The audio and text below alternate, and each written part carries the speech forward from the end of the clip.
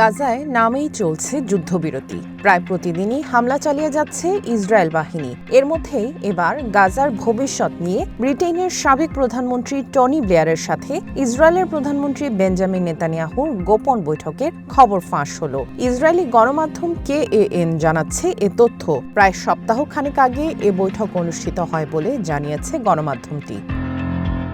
বৈঠকের বিষয়বস্তু নিয়ে মন্তব্য করতে অস্বীকৃতি জানিয়েছে নেতানিয়াহুর কার্যালয়। তবে সূত্রের বরাতে KAN জানাচ্ছে গাজার ভবিষ্যৎ শাসন ব্যবস্থা নিয়ে আলোচনা করেন ব্লেয়ার নেতানিয়াহু।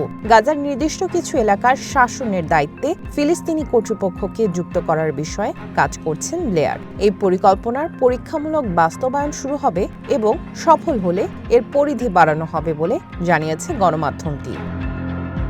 তবে এই উদ্যোগের সফলতা ফিলিস্তিনি কর্তৃপক্ষের প্রতিষ্ঠানগুলোর মধ্যে কাঠামোগত সংস্কারের ওপর নির্ভর করছে।